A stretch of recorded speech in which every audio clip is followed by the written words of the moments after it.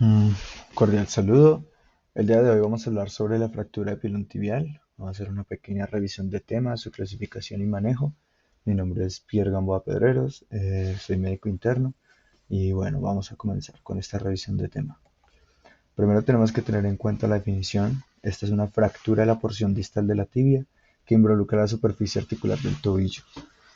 Como bien vemos en la imagen, pues vemos que también puede llegar a comprometer partes del peroné, pero siempre es a nivel de la articulación del tobillo. Las causas son pues principalmente cargas axiales, rotaciones de alta energía, que pueden darse por accidentes automovilísticos o caídas desde determinadas alturas, mm, en todas las edades, inclusive caídas desde su propia altura, con comorbilidades como la osteoporosis, pues nos pueden generar este tipo de fracturas. Para tener en cuenta un poco el mecanismo de fractura, pues vemos que lo que pasa es que se empuja el astrágalo hacia el plafón tibial, que prácticamente es la base del pie, golpea el techo de la tibia y produce pues esta fractura. Cuando nosotros vamos a hablar de la clínica, pues primero tenemos que tener en cuenta las comorbilidades que puede haber relacionadas, como la fractura del peroné, como bien se los mencioné antes, fracturas del astrágalo, que no es muy común, pero pues también puede pasar, y en heridas abiertas se puede tener, por supuesto, y por supuesto síndrome compartimental, ya secundario a todo el proceso inflamatorio, pues que desencadena este tipo de fracturas. Además vamos a encontrar lo que va a ser el dolor, la inflamación y la sensibilidad, todo en torno al tobillo. Pues no vamos a sospechar una fractura de pilón tibial si realmente nos duele la rodilla u otra parte, ¿no? Si vamos a hablar de diagnóstico, pues además de la clínica, que es el mecanismo de trauma, tenemos que preguntar bien a los pacientes cómo fue la historia, para ver si se correlaciona o no, y los síntomas que tienen en el momento. Debemos pedir también imágenes, principalmente la radiografía, buena, bonita, barata, bastante sensible, donde vamos a pedir una anteroposterior, una lateral y una en mortaja del tobillo.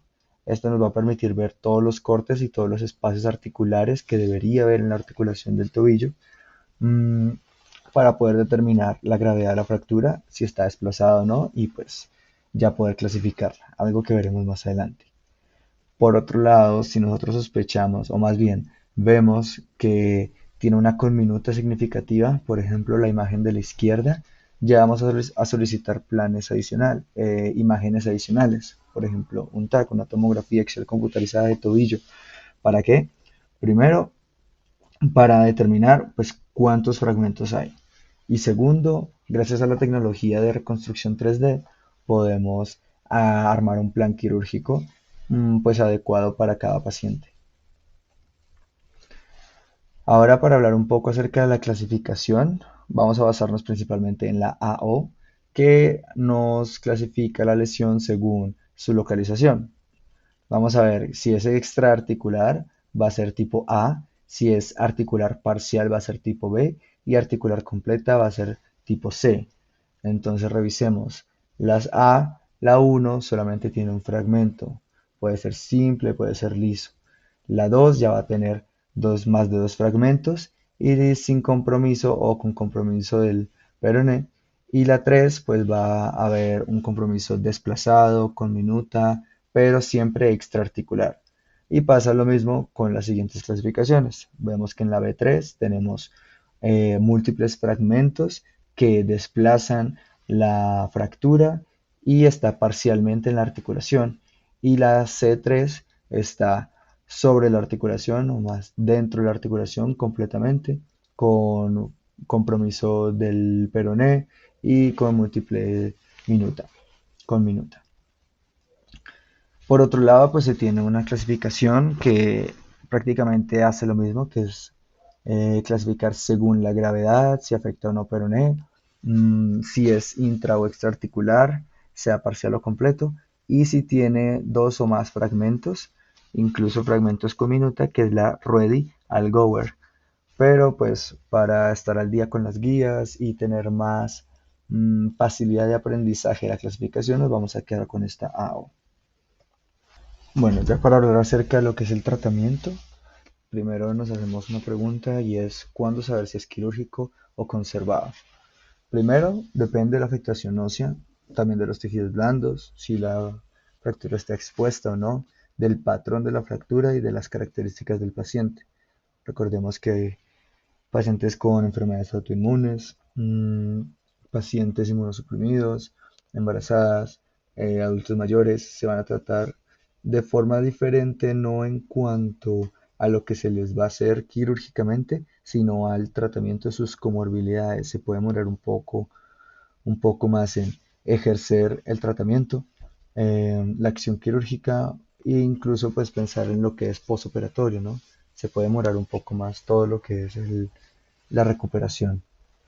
Segundo, tenemos que pensar, bueno, tenemos que tener en cuenta que la mayoría de casos eh, vamos a utilizar un fijador externo, que lo que va a hacer es cumplir la función de estabilizar la fractura y permitir que sanen los tejidos blandos mientras tanto. Después de esto ya podemos tener una reconstrucción definitiva mediante una fijación interna y que nos permita restaurar tanto la longitud como la estabilidad de la tibia y del peroné. Si nosotros tenemos una fractura maleolar posterior medial o pequeña que es menor al 25% y tras el hecho no está desplazada, podemos incluso considerar el uso de una férula. También hay que tener en cuenta qué tan juicioso es el paciente, si es un paciente que tiene buena red de apoyos, responsable, etc. Si nosotros por otro lado tenemos una fractura maleolar lateral, podemos inmovilizar el tobillo a 90 grados, lo que nos va a permitir pues, complicaciones futuras como el acortamiento del tendón de Aquiles. Y se toma una radiografía del tobillo en 4 semanas para ver la evolución. Mm, Finalmente, pues sí tenemos fracturas que son con minuta, que tienen compromiso articular severo, desplazado, que están desplazadas. Estos sí van a requerir de tratamiento quirúrgico. Listo, aquí finalmente podemos ver unas imágenes para describir lo que es el tratamiento quirúrgico. Vemos que la primera de la derecha, en la esquina superior, pues es una fijación interna con placas y tornillos corticales eh, de todo el pilón tibial. Podemos ver la radiografía posoperatoria a nivel izquierdo o en la parte superior. Asimismo, podemos ver el examen físico posoperatorio, donde apreciamos una completa movilización del tobillo, una dorsiplantiflexión y abajo un esquema que nos permite pues, ver el paso a paso de cómo se va realizando este procedimiento quirúrgico, empezando por la estabilización del peroné, después la estabilización con clavos de Kirchner de la zona articular del tobillo, finalmente se retiran y se coloca la placa con los tornillos respectivos que considere el ortopedista en su momento. Bueno, y eso fue todo por hoy. Muchas gracias.